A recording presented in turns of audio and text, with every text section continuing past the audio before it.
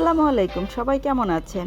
আমি চলে আসলাম পলির রান্নাঘর থেকে। আশা করি সবাই ভালো আছেন। আজকে আমি আপনাদের সাথে শেয়ার করব একটা পটলের রেসিপি। এখানে আমি হাফ কেজি পটল নিয়েছি। পটলগুলোকে আমি ভালোভাবে ধুয়ে পরিষ্কার করে নিয়েছি। প্রথমে আমি পটলের খোসাগুলোকে চেঁচে পরিষ্কার করে নেব। আমি একদম খোসাগুলোকে কেটে ফেলে দিব না, তাহলে পটল ভাজাটা নরম হয়ে যাবে। পটলের দুপাশ থেকে কেটে নেব। এরপর আমি মাঝামাঝি একটা টুকরো করে নেব।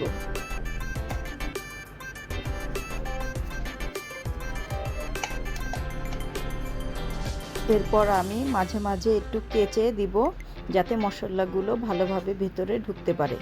এভাবে আমি সবগুলো পটল একে একে করে কেটে নেব। এখানে আমার সবগুলো পটল প্রায় কাটা শেষ হয়ে গেছে।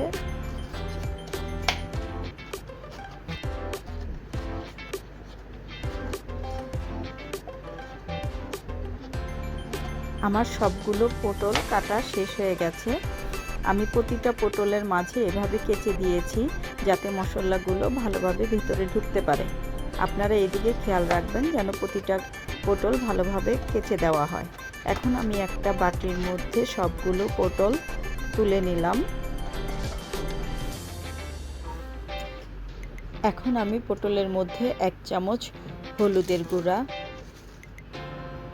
1 চামচ মরিচের গুঁড়া, 1 চামচ ধনিয়ার গুঁড়া, 1 চামচ জিরার গুঁড়া দিয়ে দিলাম। আর আমি একটু স্বাদ মতো লবণ দিয়ে দেব। লবণটা দেয়া হয়ে গেলে আমি মশলাগুলোকে খুব ভালোভাবে হাতের সাহায্যে পটলের সাথে মিশিয়ে নেব। পটলটা যেন খুব ভালোভাবে মাখা হয় সেদিকে খেয়াল রাখতে হবে। এখন আমি 30 মিনিটের জন্য ঢেকে রেখে দেব, যাতে মশলাটা খুব ভালোভাবে পটলের সাথে মিশে যায়। আমার মোটামুটি 30 মিনিট পার হয়ে গেছে। এখন আমার পটলটা ভাজার জন্য প্রস্তুত হয়ে গেছে। এখানে আমি আরেকটা জিনিস ব্যবহার করব, সেটা হলো পেঁয়াজ। আমি প্রথমে ফ্রাই প্যানের মধ্যে একটু তেল দিয়ে দিলাম। এখানে আমি পরিমাণ মতো তেল দিয়েছি। এখানে চাইলে আপনি একটু কম বেশি করে তেলটা দিতে পারেন। আমার কাছে যতটুকু মনে হয়েছে ভাজার জন্য প্রয়োজন অতটুকু পরিমাণই দিয়েছি। এখানে আমি পটলগুলোকে আস্তে আস্তে সবগুলো পটল ভাজার জন্য দিয়ে দেব।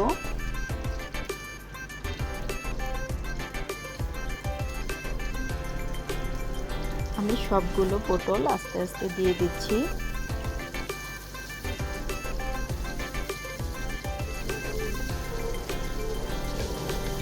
সবগুলো পটল আমার দেওয়া হয়ে গেলে আমি প্রথমে একটা পিঠ একটু ভালোভাবে ভেজে নেব।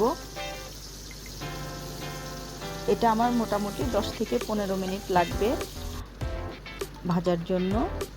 এরপর আমি একটা পাশ উল্টে দিব।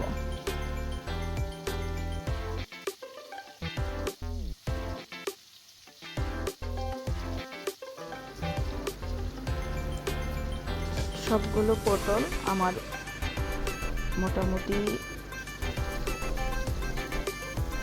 এক পাশ হয়ে গিয়েছে। এখন আমি পটলগুলোকে একে একে করে সবগুলো উল্টে দিয়েছি।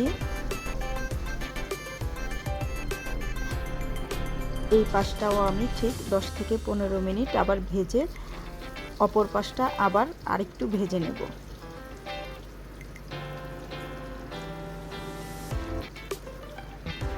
আমার পটলগুলোর মধ্যে মোটামুটি কালার চলে এসেছে। আপনারা এইভাবে পটলটা ভাজি করে দেখবেন, এই পটল ভাজাটা অনেক টেস্টি হয়। পটলগুলো দুপাশ থেকে সুন্দরভাবে ভাজা হয়ে গেছে। এখন আমি সবগুলো পটলকে খুন্তির সাহায্যে আরেকটু ভালোভাবে নেড়ে চেড়ে ভেজে নেব। পটলটা ভাজা হয়ে গেলে আমি একটা বাটির মধ্যে তুলে রাখব। আমি সবগুলো পটলকে বাটিতে তুলে রাখলাম। আমার সবগুলো পটল তোলা শেষ হয়ে গেছে। আপনারা কালারটা দেখে বুঝতে পারতেছেন কি পরিমাণ ভাজতে হবে। এখন আমি পটলের তেলের মধ্যে পেঁয়াজ কুচিগুলোকে দিয়ে দিব এবং নেড়ে চেড়ে হালকাভাবে ভেজে নেব।